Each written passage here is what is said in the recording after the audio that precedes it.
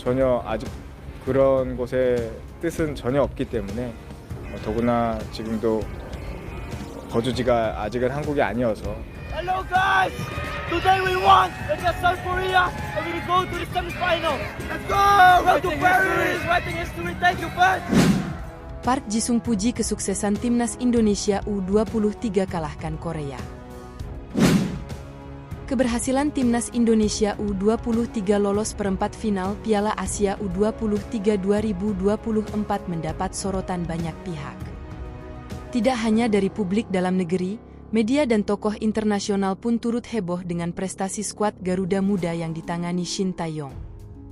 Pujian mengalir deras kepada Shin Tae-yong. Dia dinilai berhasil meningkatkan kualitas timnas Indonesia secara keseluruhan. Salah satu yang turut buka suara soal Shin Tae-yong dan timnas Indonesia adalah legenda Manchester United, Park Ji-sung. Dia memuji perkembangan pesat timnas Indonesia di bawah asuhan Shin Tae-yong. Saya melihat ada perkembangan yang pesat di timnas Indonesia, terutama dengan pemain baru dan banyak tersebar di Eropa, ujar Park Ji-sung, seperti dilansir dari KBS News. Banyaknya pemain muda yang memperkuat timnas Indonesia menjadi salah satu strategi Shin Tae-yong untuk membangun pondasi bagi skuad Garuda. Strategi potong generasi yang dilakukan Shin Tae-yong ini awalnya dikritik banyak pihak. Tapi sekarang sudah terbukti hasilnya.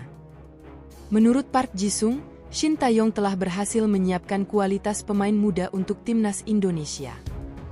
Timnas Indonesia perlu menyiapkan kualitas pemain khususnya pemain muda di berbagai aspek dan itu sudah dilakukan dengan baik saat ini, puji Park Ji-sung.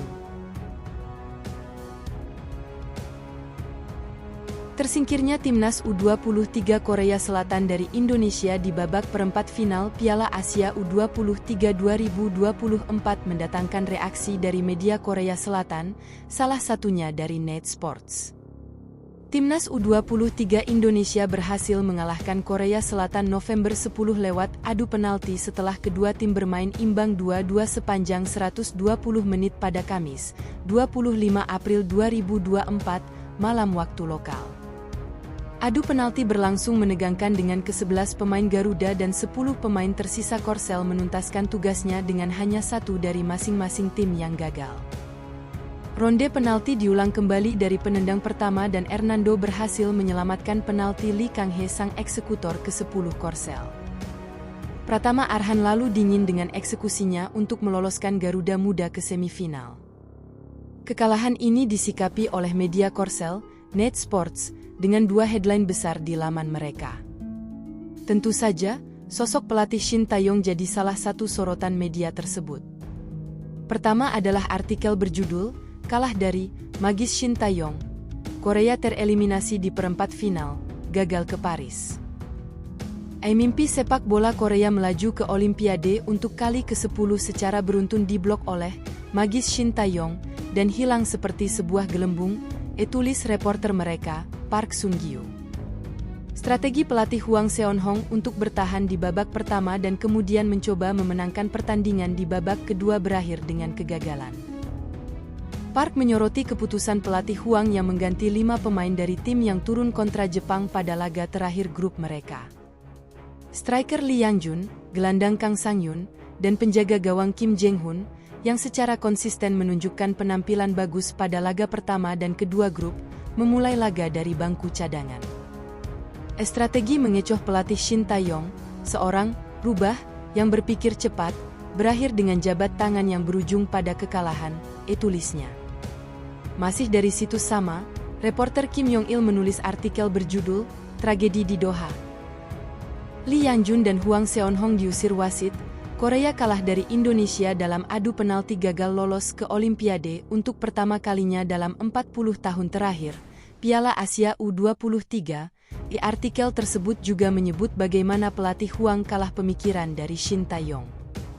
Hwang Seon-hong meningkatkan ekspektasi dengan melewati babak penyisihan grup dengan 3 kemenangan, namun harus mengakui keunggulan Indonesia, yang dianggap berada satu langkah di bawah tim, tulisnya.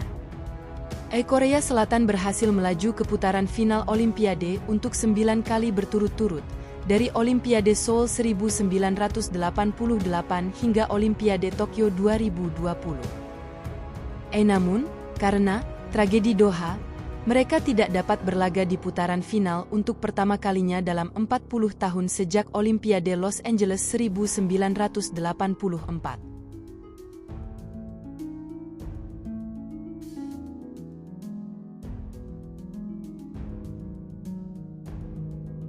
Timnas Indonesia U23 kalahkan Korsel, kutukan berakhir.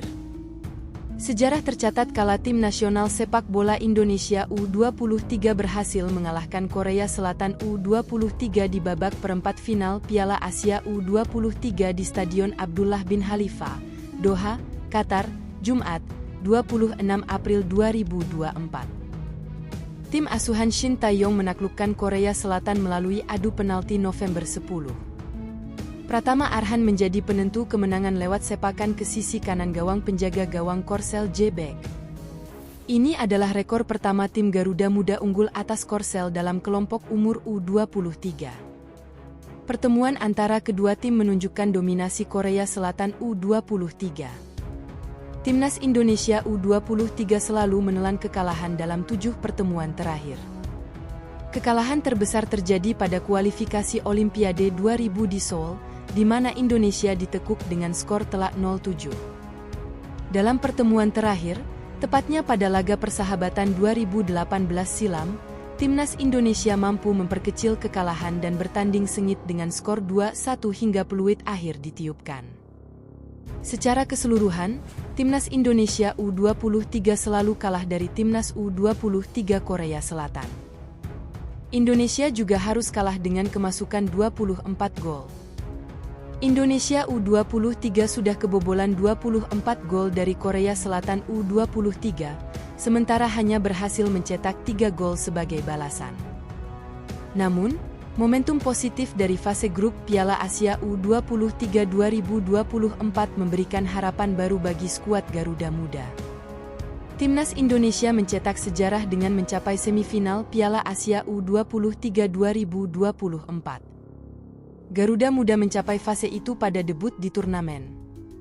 Rizky Ridho dan kawan-kawan lolos dari perempat final setelah melewati drama penalti panjang sebelum menyisihkan 10 orang Korea Selatan di Stadion Abdullah bin Khalifa, Jumat, 26 April 2024, dini hari waktu Indonesia Barat. Garuda Muda unggul November 10, 2-2, melalui adu penalti. Pada semifinal, Timnas U23 bakal menunggu pemenang duel Uzbekistan versus Arab Saudi. Laga semifinal tersebut berlangsung di Stadion Abdullah bin Khalifa, Senin, 29 April 2024.